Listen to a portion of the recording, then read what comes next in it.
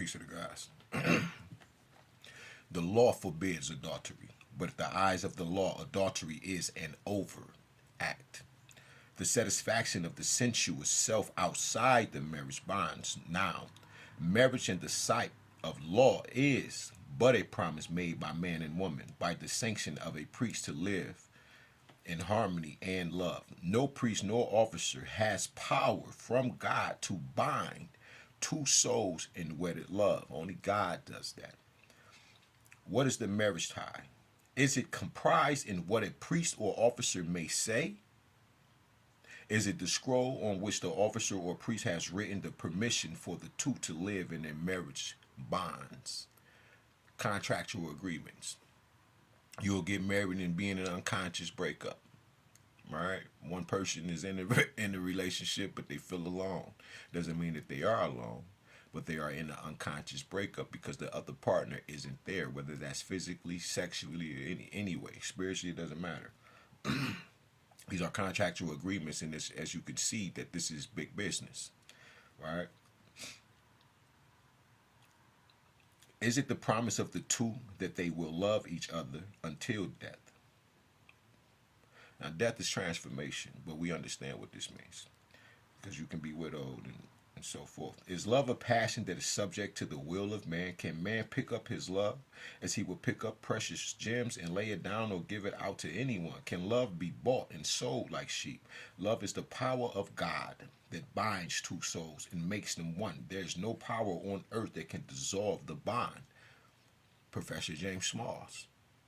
The God in me wants to see the God in you. The God in me wants to meet the God in you. Okay?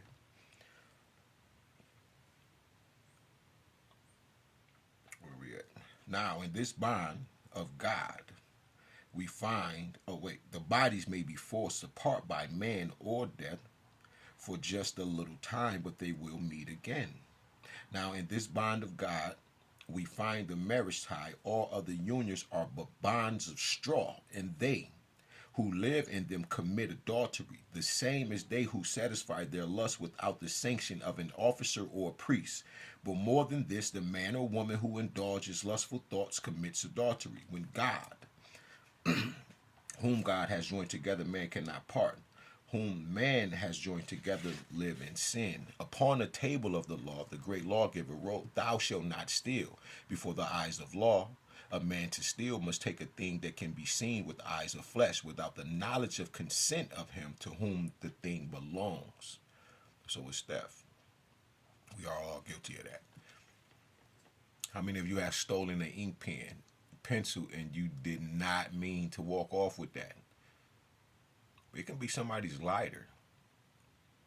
Oh shit, my fault. You didn't mean it, but you took it. These are the things where they say, be mindful. Like kids, when kids get out of school, so a lot of the kids be mindless. When they get outside, they don't see nothing.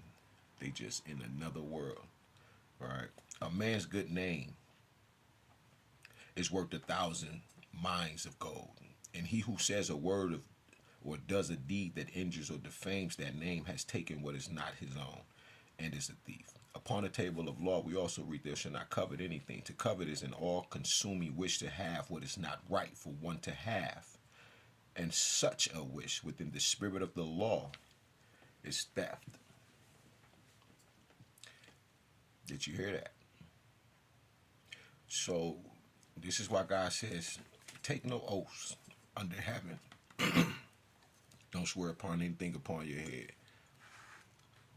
Nothing. Or by God, anything like that. Because you're binding yourself to spiritual laws that you do not know of physically. And dealing with the law of correspondence, the law of attraction, whom you are and a part of. These things are attracted unto you. This is how it happens. Okay?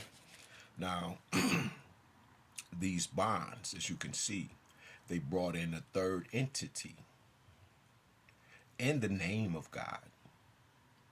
And they signed away or signed in using their signature, their autograph, to allow one into their energy. Because it's spiritual law to use people's energy as well, without their consent, without them knowing. But this is the all in all. We are one. Like I said, nothing is hidden. Nothing can be hidden, obviously. God don't play no games. This is a fact.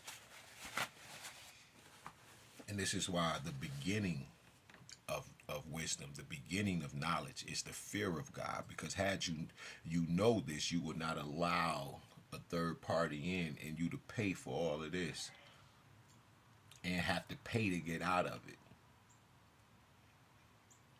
Why would you have to pay God some type of form of tangible money? You got to pay God in truth and in spirit. Otherwise, you can't even talk to God. How the devil gonna talk to God and he ain't even, and he a damn lie? Nah, the devil got to go to God in his truth. Just like everybody else. Otherwise, you ain't gonna be able to deal with God. How can they deal with you and you're not a part of them? And if you get nobody want to be in that. Like I said, nobody want to fall into the hands of an angry God. But which one? The mother, the father? One of the co-creators? Yeah. God up, God rise, and peace to the God.